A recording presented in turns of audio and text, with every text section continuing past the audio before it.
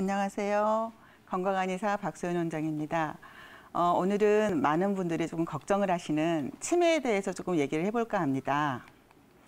일단 나도 혹시 치매일까 좀 걱정을 하시는 분들이 많은데 일단 치매 정의를 먼저 살펴볼게요.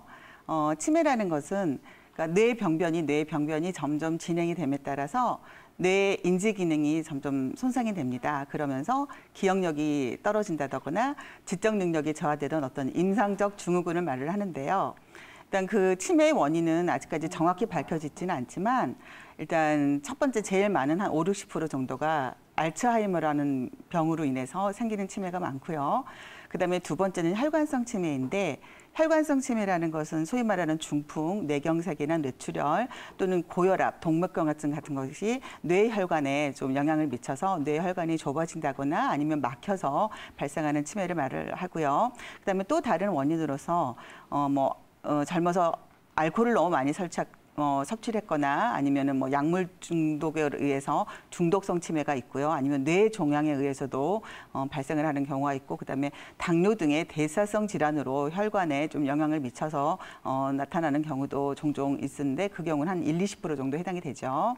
자, 그러면 이 알츠하이머와 혈관성 치매의 대표적인 치매의 원인인데 그 차이를 보면 일단 알츠하이머는 뇌에 독성 물질이 쌓이면서 뇌 신경세포가 소멸이 돼요. 그러면서 점차적으로 처음에는 기억력 장애가 오고 그다음에는 인지기능 장애, 그다음에 뭐 성격이 이상해진다거나 아니면 정신신경적으로 조금 문제가 생겨서 뭐 난폭해진다거나 초조하다거나 아니면 심해지면 나중에는 편집증적으로 약간 망상 장애까지 나오는 어떤 그런 증상을 보이면서 굉장히 과격한 행동을 해서 일상생활이 조금 불편할 정도로까지 좀 발전할 수가 있고요. 반면에 혈관성 치매는 그 뇌 혈관에 문제가 생기는 병이기 때문에 그 뇌 혈관이 손상된 부분, 그 뇌 기능이 차지하는 그 부분의 인지 기능만 좀 저하가 되는 그런 특징을 보이고요. 알츠하이머는 그래서 치료를 보면 사실 알츠하이머는 뇌에 좀 비가역적인 좀 돌이킬 수 없는 병변이기 때문에 그거를 치료하는 방법은 사실 지금까지는 아직 없는데 대신에 조금이라도 조금 회복할 수 있는 어떤 기능이 있으면 그 기능 회복, 행동 장애를 조금 수정하는 그런 쪽으로 사실 지금 치료와 관리가 진행이 되고 있고, 혈관성 치매는 기저질환인 뇌 혈관 문제이기 때문에 중풍, 즉 뇌경색이나 뇌출혈에 준해서 좀 치료를 하고 있습니다.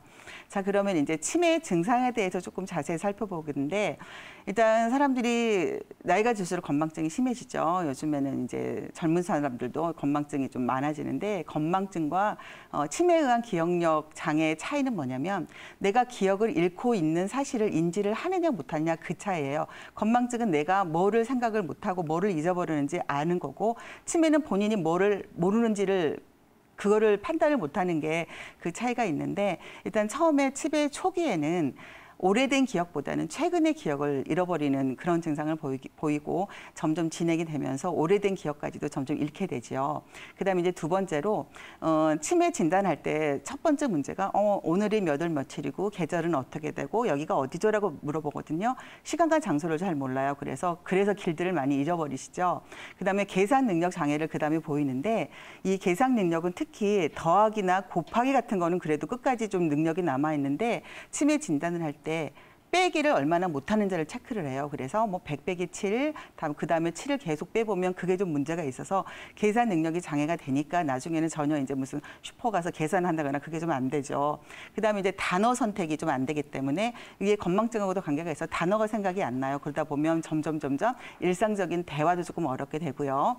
그다음에 가장 이제 더 진행이 되다 보면 그전에는 너무 당연히 했던 익숙했던 일, 예를 들면 옷을 입는다거나 밥을 먹는다거나 아니면 무슨 문을 연다는 거나 이런 가장 기본적인 익숙했던 일까지도 좀 처리를 못하게 되는 경우가 있는데 이거는 좀 치매가 좀 진행이 된 경우고요.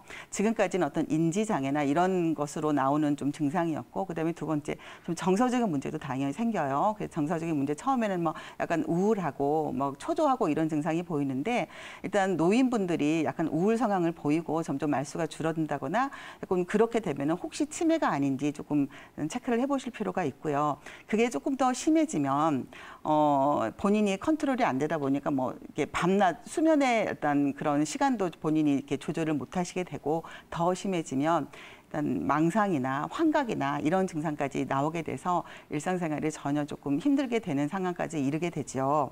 그래서 다음에는 이제 그러면 증상이 있으면 이제 치료를 해야 되는데 양방에서는 사실 어떤 알츠하이머나 이런 거를 치료해서 약을 드시는데 이미 비가역적으로 손상이 입은 거는 사실 회복은 힘들고 더 이상 치매라는 거는 관리, 예방 아니면 그 나빠지는 속도를 조금 늦추는 방향으로 사실 관리를 하고 있는데 최근에 서울시 한의사회를 비롯해서 이 한의사협회와 이 지자체, 그러니까는 각 구의 보건소하고 이렇게 연계를 해서 어르신 건강관리 프로그램으로 이 치매의 한의학적 치료를 하고 있는 지금 시범 사업을 진행 중입니다. 그래서 일단 한약 치료를 하게 되는데 일단 치매의 원인을 아까 양방에서 뭐 중풍이라든지 혈관성 치매라든지 알츠하이머와는 별개로 일단 노인분들이 이게 기혈이 허해서 나오는 건지 아니면 화가 많아서 그러는 건지 아니면 어떤 순환을 방해하는 담음이나 어혈 때문에 생겼는지 그 원인을 파악을 해서 그 각각에 맞는 한약을 치료를 했고요. 그다음에 친구나 부항, 뜸요법 이제 적절하게 환자분들에 따라서 일단 치료를 해서 저도 사실 그 사업에 좀 적극적으로 참여를 해봤는데 시범 사업은 8주 정도 진행을 했었거든요. 그래서 8주를 시작하기 전과 후에 어떤 치매 어떤 검사를 해봤더니 상당히 효과가 있었고요. 환자분들의 만족도도 높았습니다. 그리고 이런 거는 한의학적 치료도 필요하지만 일단 치매는 환자분들의 가족들에게 좀 도움이 많이 필요합니다. 그래서 환자분들은 일단 적극적으로 일단 환자를 관리하고 일단 도와드리는 가족 치료를 해야 되고 그다음에 어떤 환경이라든지 그런 개선도 해줘야 되고 그다음에 정서적으로 환자분을 이해를 하고 무조건 이렇게 우울하고 조금 굉장히 의기소침해 있으신 분들을 막 몰아붙이고 그러시면 안 돼서 이런 가족들의 정서적 지지도 굉장히 중요합니다. 다음. 자, 그러면 이제 제가 치매 예방 관리에 대해서 조금 말씀을 드린 아까도 말씀드렸듯이 치매는 치료가 아니고 관리입니다. 그리고 예방의 의미인데 사실 지금 지자체에서나 이제 한의사협회에서 하는 게 조기에 약간 경도 인지 장애 그다음에 초기 치매 환자분들을 일찍 발굴을 해서 그분들이 중증으로 넘어가지 않도록 하는 게 사실 이 치매 사업의 목표거든요. 그래서 일단 본인들도 일단 노력을 하셔야 되는데 일단 치매 악화 요인을 조절하는 게 제일 중요합니다. 치매 악화 요인은 뇌혈관 질환이잖아요. 뇌 질환이기 때문에 혈관 질환에 문제가 있는 거를 조금 관리를 하셔야 되는데 예를 들면 고혈압이라든지 당뇨라든지 아니면 고지혈증 이런 거를 관리를 잘 하시는 게 중요하고 그다음에 이제 생활 습관을 교정을 하셔야 되는데 일단 생활 습관은 혈관의 건강에 조금 악영향을 미치는 담배는 반드시 끊으셔야 되고요. 술도 많이 줄이시거나 끊으셔야 되고요. 그다음에 규칙적인 생활을 아침에 일어나고 저녁에 규칙적인 뭐 식사 습관과 수면 습관 잘 하셔야 되고 그다음에 굉장히 운동이 중요합니다. 치매 환자들은 사실 우울 상황이 그다음에 노인들도 우울 상황이 많이 이렇게 하는데 일단 우울증은 햇빛을 보는 게 굉장히 중요하기 때문에 환자분들한테 매일매일 하루에 30분씩이라도 꼭 햇빛을 쏘이면서 걷는 운동, 스트레칭을 꼭 하라고 권해드리니까 규칙적인 생활을 하시도록 하시고요. 그다음에 이제 머리를 다양하게 쓴다고 얘기를 하는데 머리를 다양하게 쓰는 건 뭐냐면 한 가지 감각만 하는 게 아니라 듣고 생각하고 쓰고 아니면 읽고 생각하고 쓰고 그다음에 읽고 뭐 얘기하고 이런 식으로 다양하게 감각을 하시는 게 중요하고 그다음에 우뇌를 자극하는 게 되게 중요하니까 음악 활동, 뭐 모여서 노래 교실을 간다거나 악기 타악기를 한다거나 아니면 미술 활동을 한다거나 그렇게 우뇌를 자극하는 활동을 하시는 게 좋고요. 그다음에 이제 식물이나 동물을 가꾸면서 자극을 주고 그 아이들과 식물과 동물들과 대화를 하시면서 우울증도 해소를 하고 약간 자극 훈련을 하는 게 좋습니다. 그다음에 이제 그 환경의 변화를 줄여야 된다는데 일단 어르신들을 모시는 입장에서는 어르신들한테 환경의 변화를 조금 기분 전환을 시켜드린다고 멀리 여행을 보내드리고 약간 그런 일을 하시는데 사실 어느 정도의 치매 진단을 받으시면 여행은 사실 피하시는 게 좋아요.